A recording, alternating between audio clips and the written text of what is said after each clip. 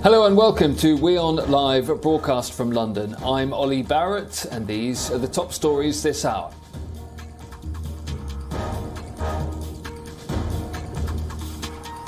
Chinese port city of Tianjin has reported an increase in COVID infections as it steps up efforts to rein in an outbreak that has spread to several other cities in the country.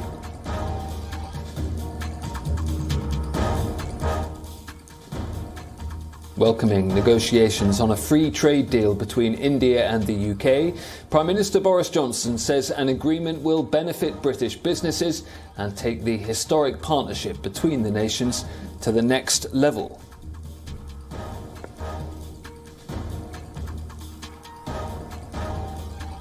The Permanent Council of the world's largest security body meets in Vienna in a bid to push Russia, the United States and European allies towards dialogue to defuse the mounting crisis on Ukraine's border.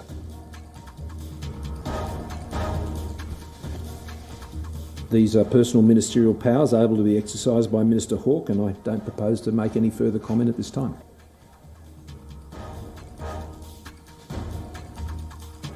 Australian Prime Minister Scott Morrison says the government is yet to decide on whether to cancel tennis star Novak Djokovic's visa.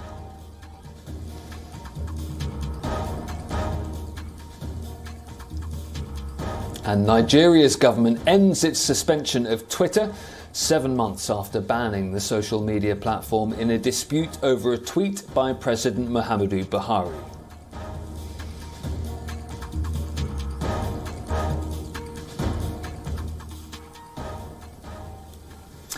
Australia is all set to decide if it will deport Novak Djokovic before the Australian Open begins. The draw for the tournament's been made and for now he's in it. The world tennis number one has admitted though that he gave an interview to the French publication L'Equipe last month despite knowing he had COVID-19. Frank Ramella from the Sports Daily spoke with Djokovic in Belgrade on December the 18th, 2 days after the date Djokovic tested positive for COVID. Djokovic says he didn't want to let down the journalists, so went ahead with their interview, but he now says it was an error of judgment. The journalist says he was given instructions not to ask about vaccination and didn't therefore ask him if he'd been tested. He also says a photographer asked Djokovic to remove his mask for 5 minutes, but he refused. The player did later pose for a photo without a mask. Now, when it comes to his Australian visa, giving false or misleading information is an offence. It carries a maximum penalty of 12 months in prison and a fine of $4,700 US. Djokovic has admitted that mistakes were made on his visa application. The offence can also lead to the cancellation of the offender's visa.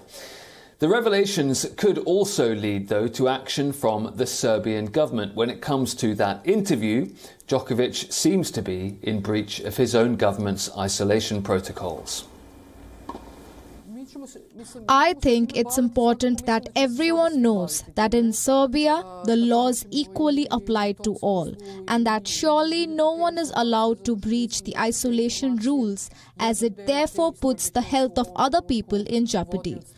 I therefore think that it is important for our citizens to know that we love Novak. We are grateful to him for all he is doing and what he has done for the Republic of Serbia. But there are some standards that have to be met and that are the same for all. In that sense, I think there will be no need to ask additional questions. I think we will get the information from the investigation that is being conducted in Australia. Well, Australia's Immigration Minister and government lawyer Chris Tran is considering re-cancelling Djokovic's visa, with the government insisting he has to follow the same regulations as everyone else. I've made my views clear. I think that the rules that one person follows is the rules that everybody should follow, just like Mr. Depp and Amber Heard. I mightn't agree with the fact that I have to have rat tests to go from New South Wales up here into Queensland. But I do. Why? Because that's the law. Okay. And he's no better. He's still a child of God like the rest of us, isn't he? So he's got to abide by the laws. Melbourne residents have voiced frustration over the ongoing Djokovic saga. Some of them think the tennis star should be kicked out of Australia. I'm not sure what will happen because now it has attracted so much international media attention, and now it's going to look probably unfavourable in an international spotlight if his visa is cancelled. But his visa probably should be cancelled because he's not here under the What he should is kick him out. What he will, I honestly, who knows? After hearing about what Djokovic said about how he made mistakes on his form and those little slips, I reckon he'll kick him out.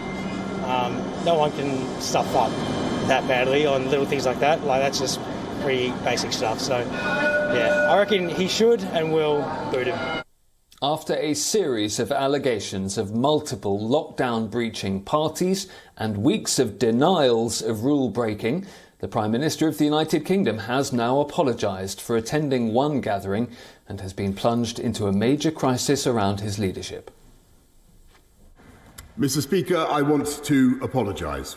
British Prime Minister Boris Johnson has apologised to Parliament on Wednesday for a Bring Your Own Booze gathering that was held at his official residence during the country's first lockdown. I regret very much that we did not do things differently. This was the first time he admitted he had attended the party at 10 Downing Street on 20th of May 2020, when COVID-19 rules limited social gatherings to the bare minimum.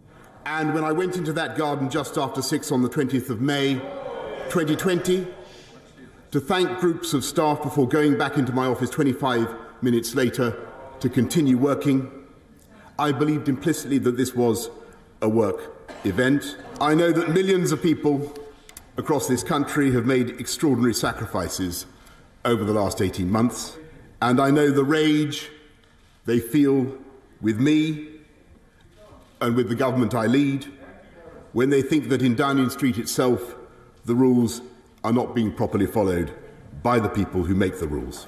Opposition Labour Party leader Keir Starmer said Johnson must now resign. After months of deceit and deception, the pathetic spectacle of a man who's run out of road. His defence that he didn't realise he was at a party. It is so ridiculous that it's actually offensive to the British public. He was hosting boozy parties in Downing Street. Yes. Is he now going to do the decent thing and resign? Mr. Speaker. In response, the Prime Minister deferred to an internal investigation into other allegations that he and his officials held rule-breaking parties. That I wish things had been done differently. Two Snap polls on Tuesday showed well over half of the respondents thought Johnson should resign. There are also mutterings that Conservative lawmakers who can trigger a leadership challenge in Parliament are sharpening their knives. Boris Johnson's apology for breaking COVID lockdown rules, or appearing to do so, fell short for some of his fellow lawmakers. The opposition parties are calling for his resignation. Some of his own Conservative Party members agree he should quit, especially if investigations now underway conclude that he broke regulations himself. He's not apologised, Mr. Speaker, for breaking the rules and breaking the law. He's sorry because he's been caught. He is bang to rights. So when my constituents were making unimaginable decisions, he was hosting a boozy party in Downing Street. So how does he think he can still maintain the one rule for him and another for the rest of us? He cannot, and he must resign. In the House of Commons, he's accepted and admitted he was there. He's also apologised for that. And crucially for me, he said in hindsight, if he had his time again, he would have done things differently. And that to me is an acceptance from the Prime Minister that he did wrong. And therefore, to be consistent with what I've said before, I don't believe his position as Prime Minister and leader of the Conservative Party is tenable, and he does need to resign. Well, a couple of polls in the last 24 hours suggest that a majority of Britons currently think Boris Johnson should step down over all of this. There is no sign, for now, that he intends to do so.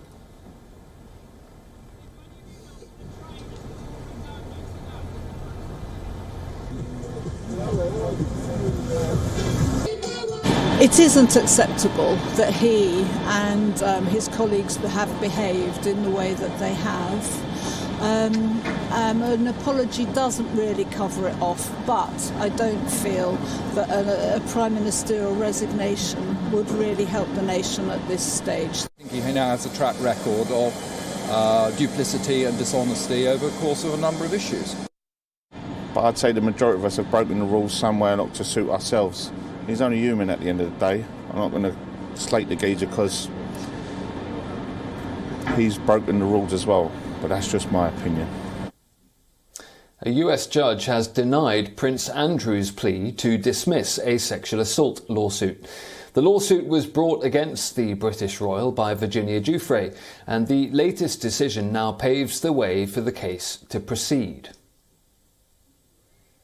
In a legal setback for Britain's Prince Andrew, a Manhattan judge rejected the prince's bid to dismiss a lawsuit accusing him of sexually abusing a 17-year-old girl roughly 2 decades ago.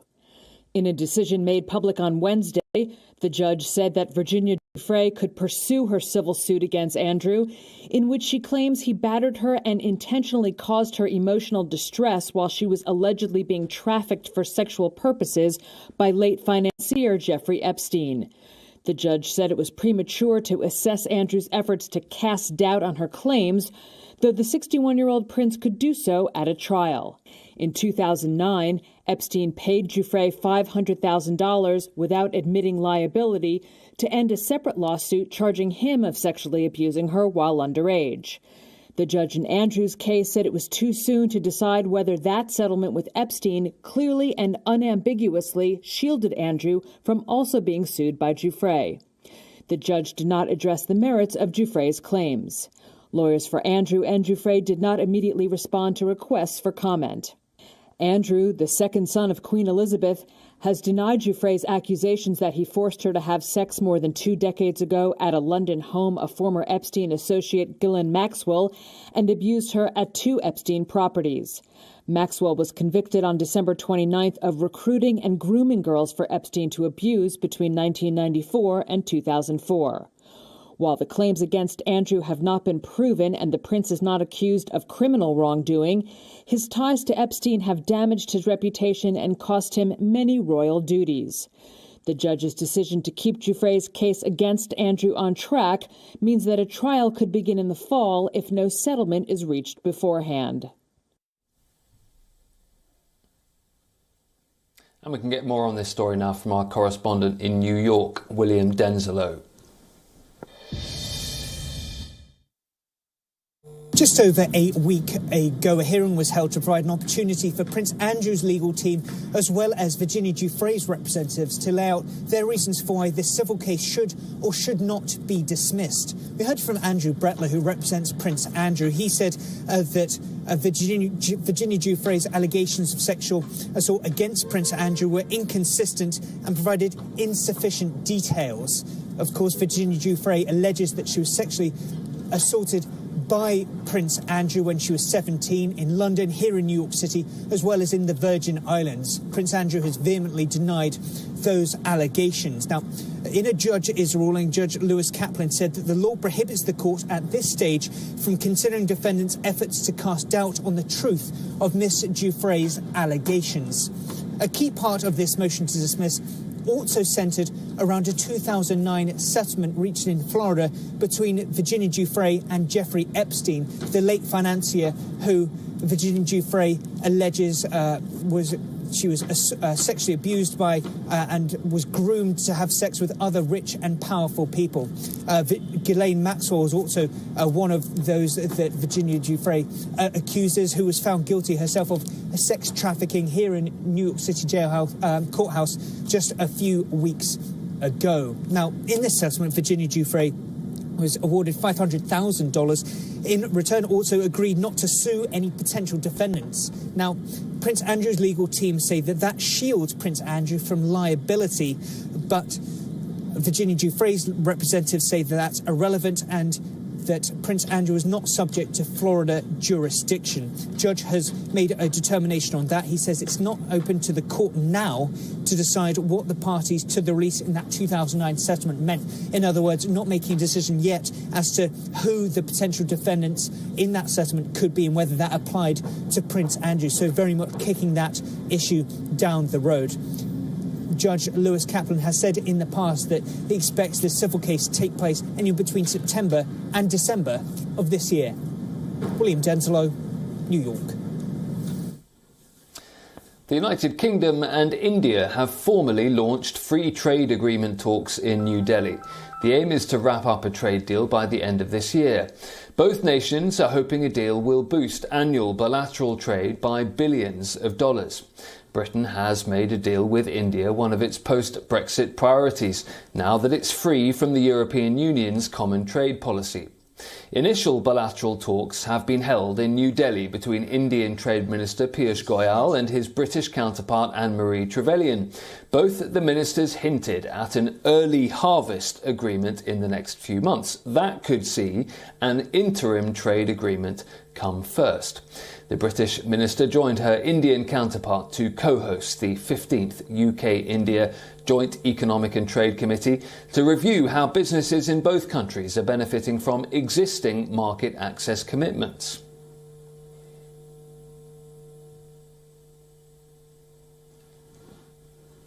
According to the latest figures, total trade in goods and services between the UK and India was valued at around $32 billion in 2019. For the UK, India is its 15th largest trading partner. Indian investment in the UK supports 95,000 jobs across the country. 15,000 jobs were newly created by Indian investment in just the last 3 years.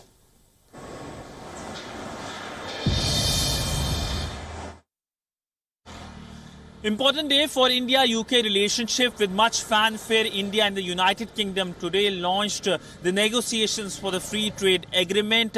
The agreement is expected to give a big boost to trading relationship, increasing the trade between the two countries, in fact doubling it in a decade's time. The trading relationship right now stands at around $50 billion, is expected to become $100 billion by the year 2030.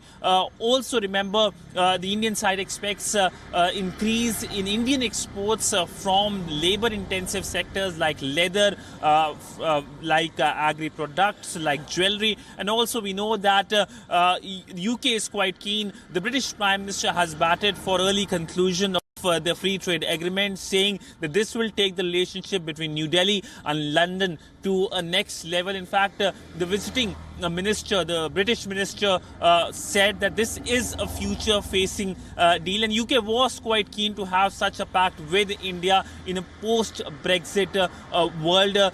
The visiting minister is also going to meet the Indian External Affairs Minister, the Environment Minister, and the Finance Minister. With video journalist Chandrasekhar Siddhansibal for WION in New Delhi. Next to Beijing, which is preparing for the upcoming Winter Olympics. Authorities say COVID-19 bubble arrangements are ready to go.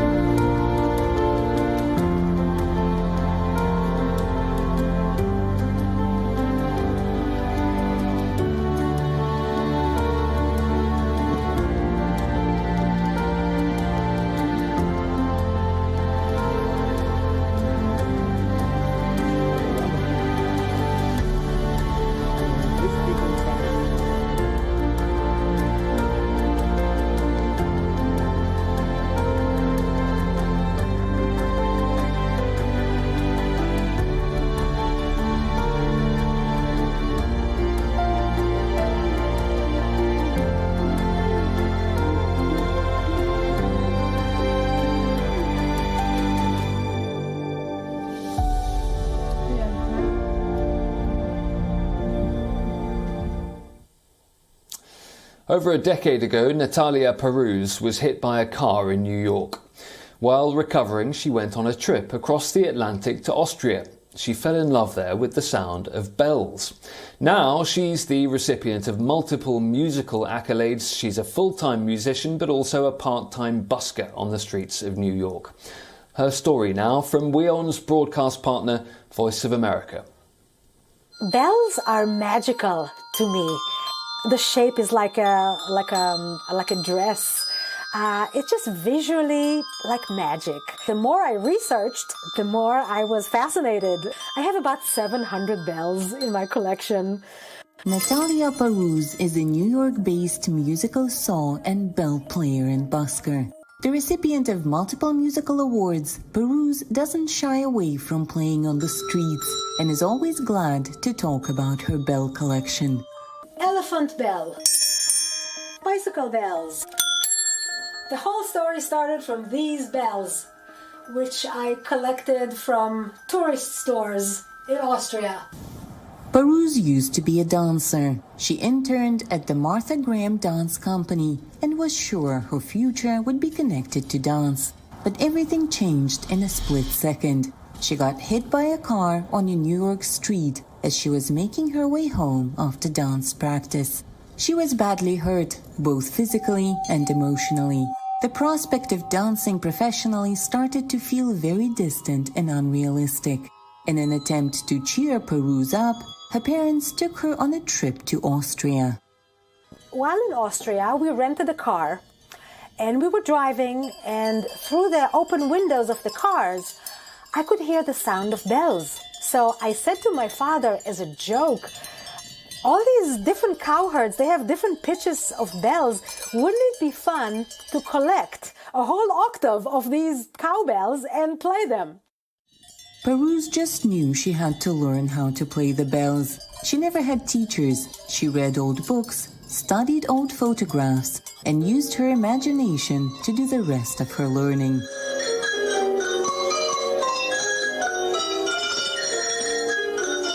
Cowbell ringing is primarily Austrian and Swiss.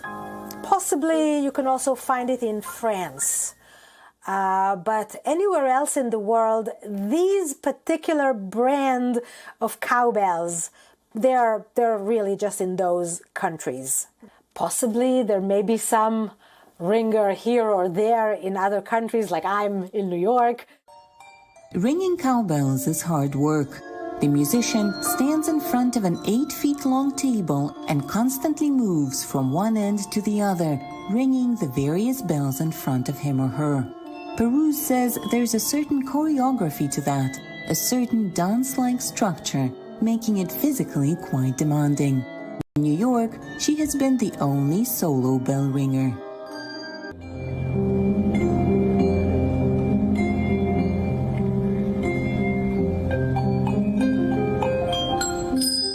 Ernest Hemingway wrote, "For whom the bell tolls, it tolls for thee."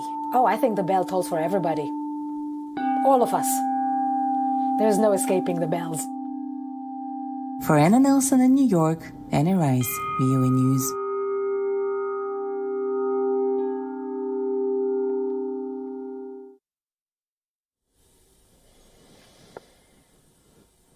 And finally, the nominations for the 2022 Screen Actors Guild Awards are out. Take a look. Thanks very much for watching. We'll see you tomorrow. Nothing. It's a long time. What you doing? Getting mixed up with her. You are marvelous, Rose. We were married Sunday.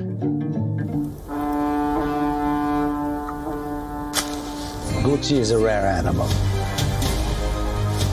Gucci is my name too.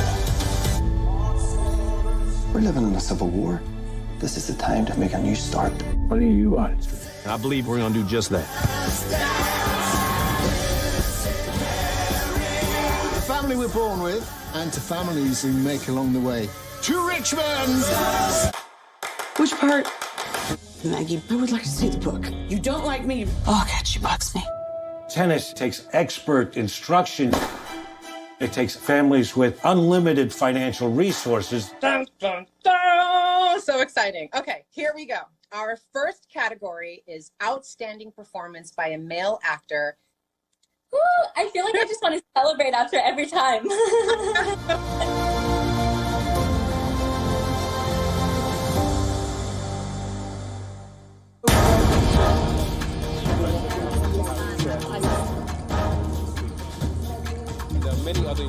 This is great, Arab.